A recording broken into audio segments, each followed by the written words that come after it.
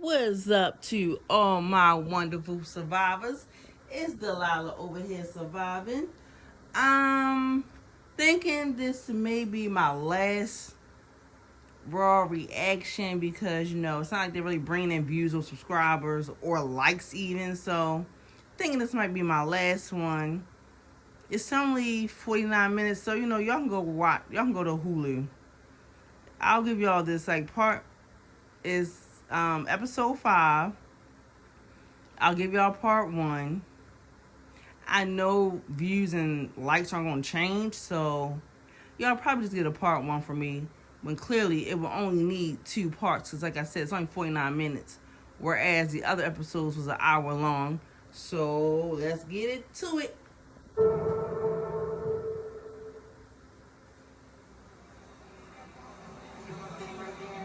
As author of a new book, we today are honored that Ms. Shakur chose Clark Atlanta University to share her spirit. If you will, please join me in welcoming one affectionately known as Dear Mama, Athena Shakur. A book, any book, is a sacred honor. So me, I worship the written word, But first, let me tell you that I am not the author of this book. Very important to note, Jasmine Guy wrote this book. She was a brilliant woman. I love this woman. I love her son. There was an intellectual curiosity that they shared and a sense of how to tell a story. In 1995, Jasmine Guy intended to write a book about my life.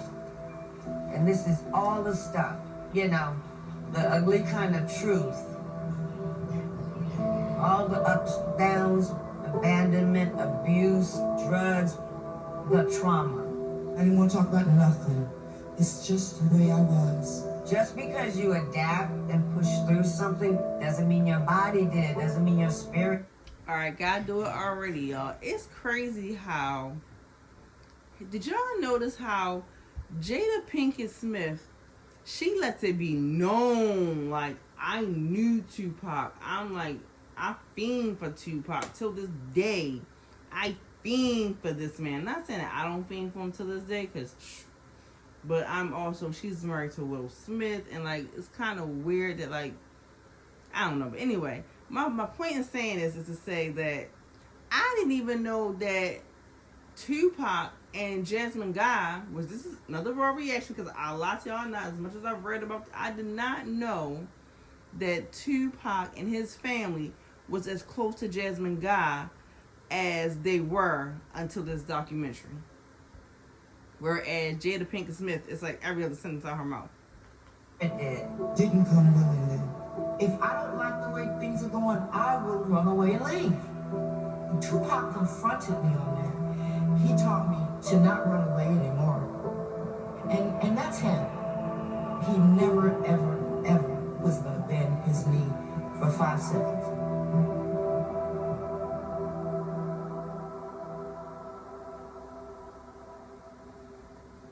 So at the time Pop was 25 and he's scared, I'm sure he's trying to get off the label, but he's not saying anything, he's not vocal. No. Scared to get off what label? Death Row? No. Let me say this.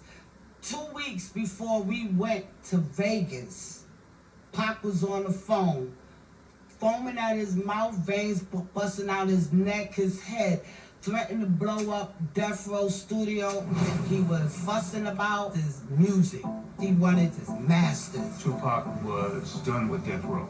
He had fired Kenner, the lawyer. He was really on his way out. He had fulfilled his obligation, and that wasn't his plan to be there that long. No doubt. He had a plan. To live down in L.A. Tupac had a whole life mapped out, and he was very happy.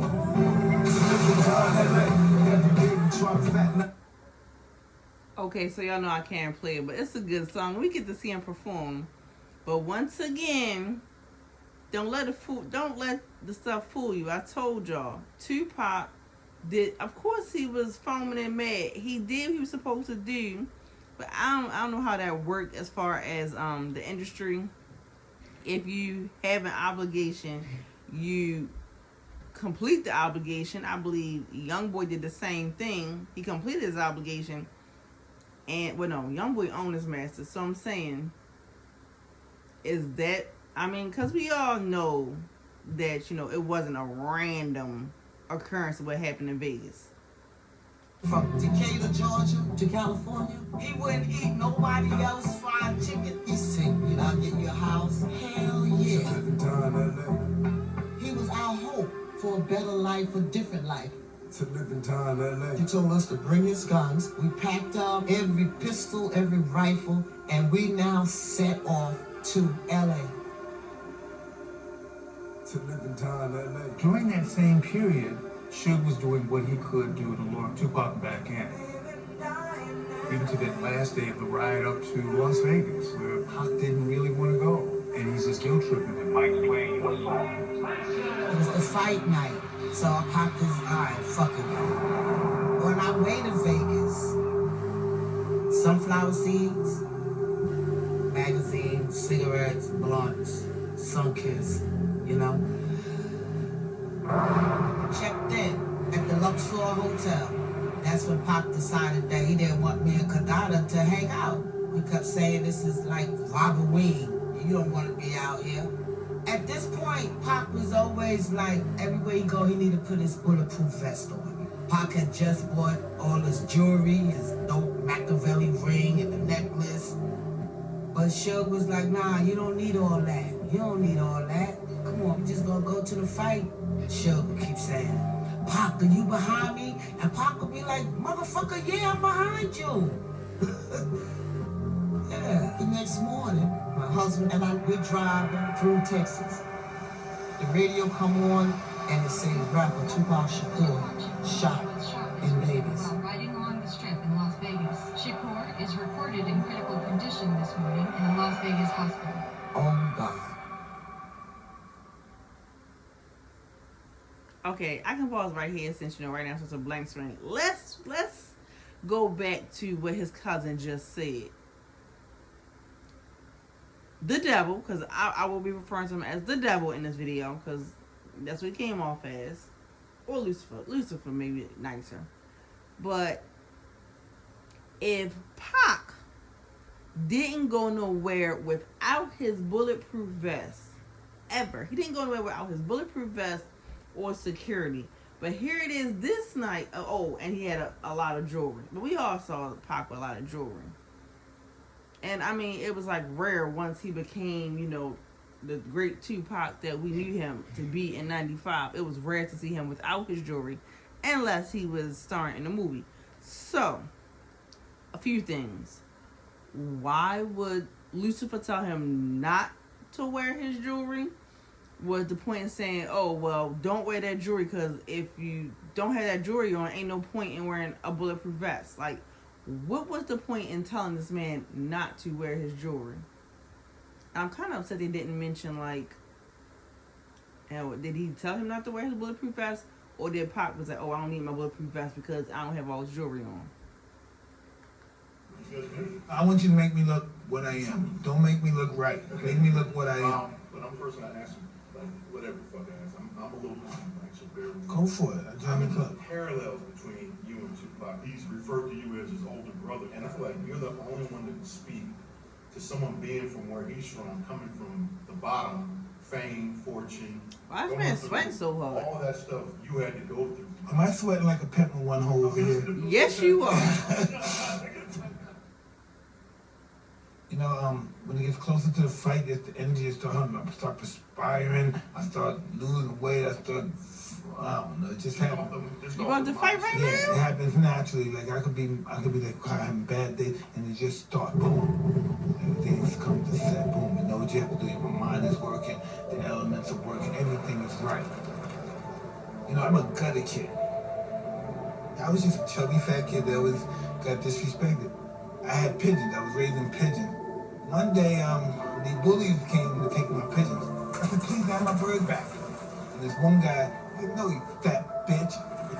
And he popped the neck off, hit me with the head, pour the blood, hit me with the bird, and someone said, fight him back. So I beat the shit out of him. When I hit the guy and I dropped him, I started skipping, everybody started clapping, and I got addicted to fighting.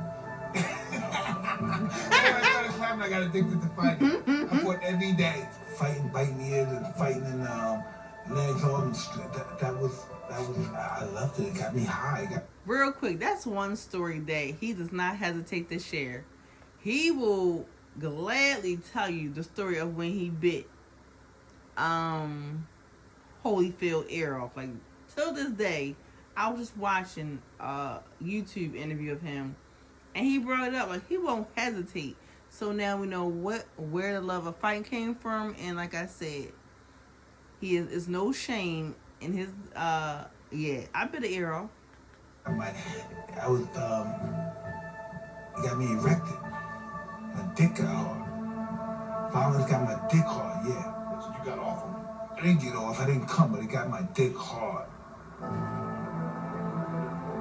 Dang, it's another one that's not for the churn. Violence was a part of my life. You know, I'm a different kind of guy maybe than Tupac, you know, because and I don't feel good saying this. You know, that place, the prison, for some reason, I thrive in places like that. I was dark. Tupac was really a good kid. He had cause and reasons to fight. He was just a beautiful person.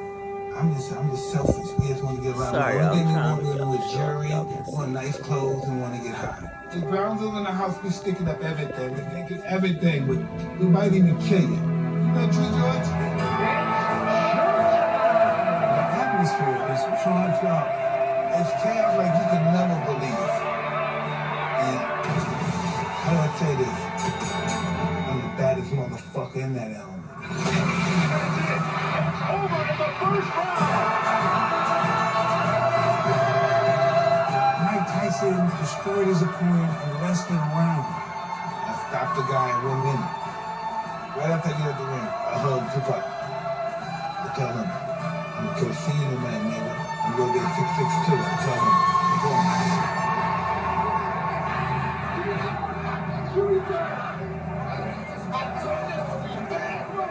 After the fight, Tupac was still in that mode. Wait, but he still had a chain on. Tyson in the ring, he knocked motherfuckers out. Well, that's what Tupac gonna do. He was still charged up because the fight didn't satisfy that gladiator spectator spirit. Everybody go to jail, come out, they got good luck. That's very addictive. When niggas come against me, I'ma knock their punk ass out. If he didn't have anybody to fight, he'll find somebody to fight. And then Pac sees this guy, and someone says, isn't that Orlando Anderson, the Crip that stole our boy's death row medallion the other day? Pac says, he did what? I'm gonna go jump on this dude. So he was full of adrenaline, basically. Okay, so that's about the only thing I didn't know about that. Okay, so that's about the only thing I didn't know about that part was he was full of adrenaline at that time, and I know what it's like to be full of adrenaline, and that can get you in a lot of trouble. Trust and believe, I know. But I did know about Orlando Anderson. I knew that they had went to the mall. I thought he took the whole chain. I didn't know just a little medallion. And then, if you look, Pac still has on a gold chain. So, yeah, I don't get that part. Now I'm really confused more than ever. But let's continue. Every time I saw that video, I cringed. You don't see. I was looking at something that was not real. You are not a gangster. How did you get here? Exactly. How did you get here? What was you trying to prove to who? Exactly. And now his chain gone. How did you go from believing this thing to believing that? How did you get the fuck there?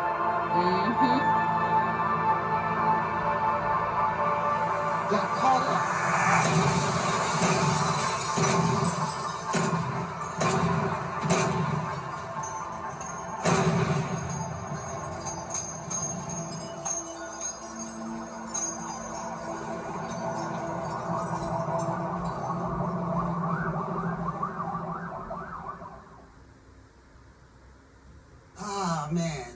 I remember when we got the call that Pac got shot. And I froze, I stuck, like, what? Because we had just went through this in New York. For the second time in 2 years, a prominent rap artist has been shot and badly wounded. Second time in 2 years. Tupac Shakur is in critical condition in the Las Vegas hospital tonight. Shakur was shot 4 times in the chest. I don't know the details of how the incident went, but I remember after the fight, Pop come in the room, and he like, I just knocked this nigga out. And he took off the button-up orange shirt and threw on the jersey, and then went back downstairs telling me and Kadada, y'all stay in the room. So we really pissed off about it because we didn't understand that these West Coast people take this gang shit real serious. I don't even think Pop understood it. You know, one of the worst things that you could do on the street is slap somebody or stomp somebody. That's an act of pure humiliation. You don't do it. And I think that Orlando Anderson's mobbed up and they went on the hunt. And there was enough Crips there and enough eyes where they were able to get lucky and see Tupac at that light. That last photo of him in that car, That just breaks my heart. Every single Because time. I wonder if he knew. The rap star came to Las Vegas to see a Tyson Selden fight on Saturday. Afterwards, he was going out to the 662 Club with some friends when a gunman pulled up alongside in a Cadillac and opened fire. Shakur took 4 bullets. And that was that. And then let's say an hour later, me and Kadada be in the cab going to the hospital. I'm hoping that when I see Pop, that this is like a New York shooting. That he's coherent, that he's walking around the room, right? He's Pop, you know? But when we got That's to the Danny Boy, home, y'all. this is when I knew that this was serious.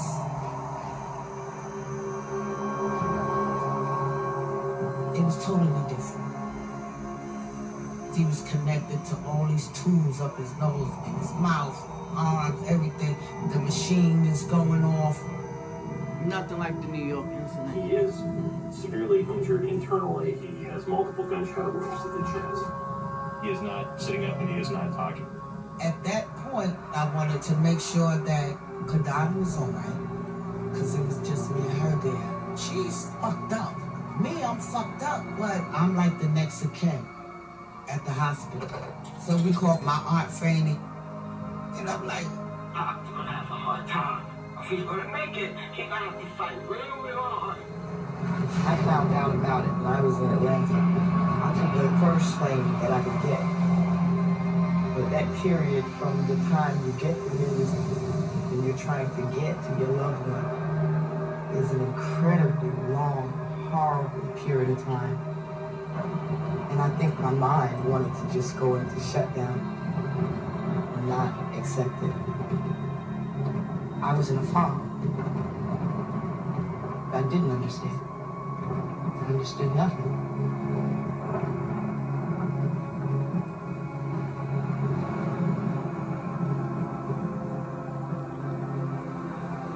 the next day, once everyone came to the hospital, it became a whole new I'm sorry, hysteria. y'all.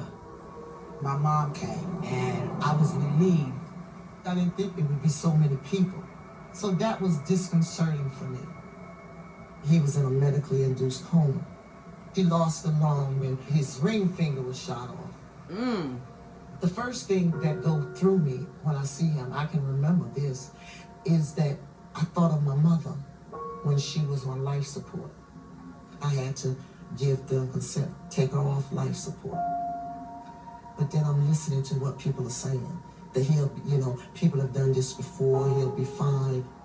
We're a constant prayer vigil. We up praying that God will spare his life.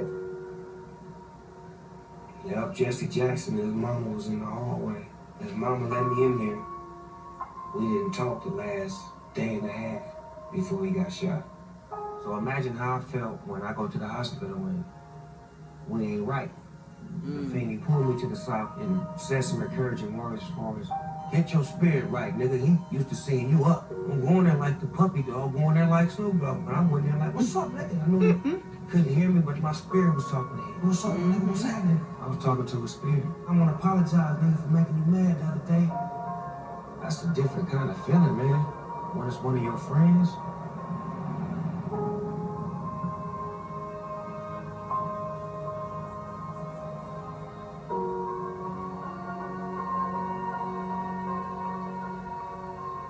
We are here at the University Medical Center in Las Vegas, where Tupac Shakur has remained in critical condition for over a week.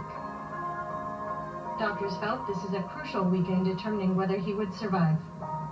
He remains in critical condition. I've been told this evening that he is scheduled for some additional surgery, which is not unusual when you have injuries that are this severe. The doctor put him on dialysis just in case his kidney failed. But every time they put him on the machine, his heart would stop. And they said we resuscitated him 3 times, and she heard that finally. What did you say?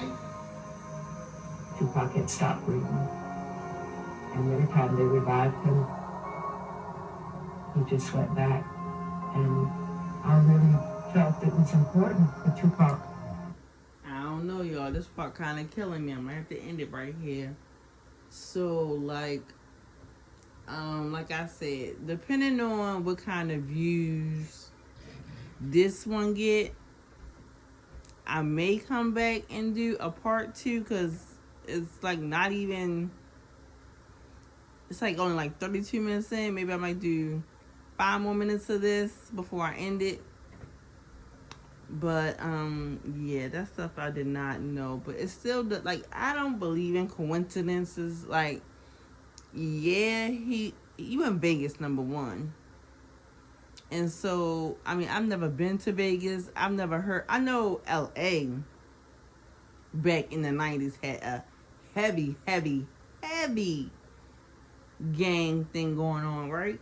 I mean, now it's everywhere, but I knew LA did, but they was in Vegas. And they said Orlando Anderson was a Crip. And then we all know Lucifer was a Blood. So, like, let's continue to proceed. We fought so hard to have a free spirit, to be allowed to be free, you know? And so I rejoiced with him and with the release of the spirit. I rejoiced then and I rejoice now when I'm not crying.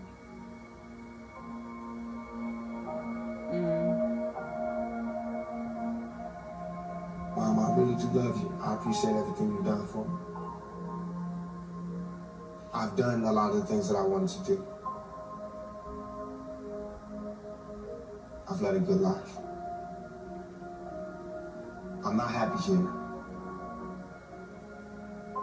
If I died tonight, I'm happy. I asked him to let him go. World's best mom.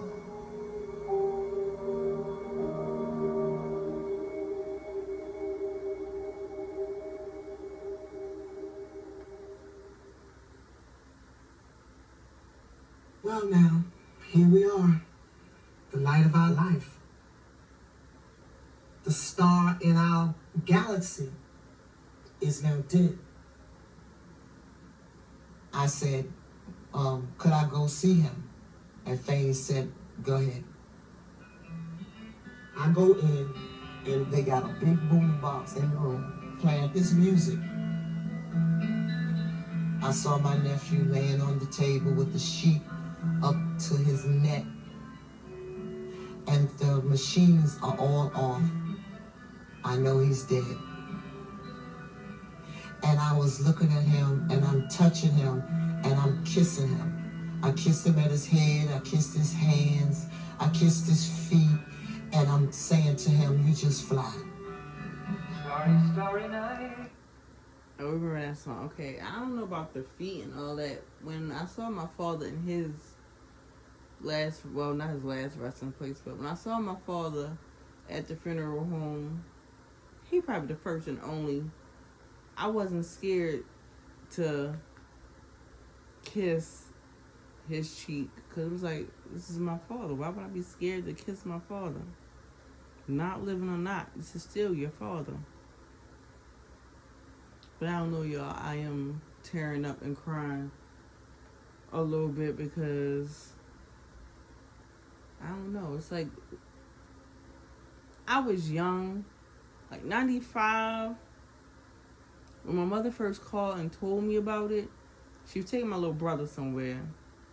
And I lied to you not. I said, this is a cruel, cruel joke you're playing on me right now, right? Because she knew how much I love Tupac. Was she a big fan of me loving Tupac so much? No, not really, but only thing she could say was, I'm not going to let your first tattoo be Tupac's name. That's all she could stop me from. But I lied to you not, y'all. I thought my mother was playing a cruel joke. Sketch the tree.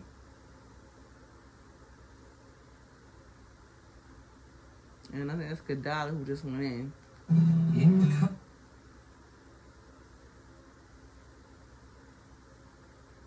Like, that's crazy. It's not a coincidence. Somewhere, he passed away too, y'all, because his life was taken too because the dude they just showed with the Rice jersey on, his life was taken away too because he didn't bite his tongue. He did step up and say or mention that he had saw something.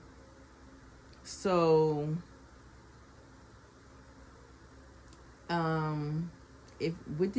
they never actually let release, I don't think.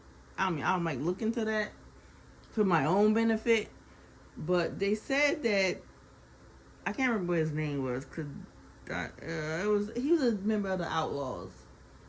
He did witness something. He gave a statement, and the next thing you know, he's no longer with us. As well as Orlando Anderson, the guy they stomped that day. He all of a sudden, before it hit a trial date, I'm gonna look into that too, he's taken out. That's why I said, y'all, I'm not believing some of this hype that they're trying to give me when it comes to, oh, well, it's because he stomped him out and, you know, okay, yeah, the adrenaline, okay. But a normal, if you're head of a company, a legit company, you're not going to condone your artists to go stomp, and you're not only your artists, a whole group of people to go jump this man over something that could be easily replaced. Are you kidding me? They did not know how. Like, I don't get it. And then now look where he's at now. I think maybe Pop put him there, to be honest with you. Our family's shining star. It was difficult for us to leave that place that day with Fanny pulling us and saying, we're not crying here with all these people and we're not making no announcements. But I could have told you into this world was never meant for one as beautiful. If you think about it, it was no need to make no announcements. They didn't see that the SUV pulling up that said coroner on it, so that means there's a body. And then, like, come on, I mean, people ain't dumb. They saw clearly, okay, he must be gone. Because look at what's going on. But all right, y'all, I'm going to end it right here. Like I said, if you made it this far, please y'all ain't going to do it. But if y'all want me to do part 2, like the rest of this episode, please at least like this video. And just like War in the Sun, I'm out of here, coach.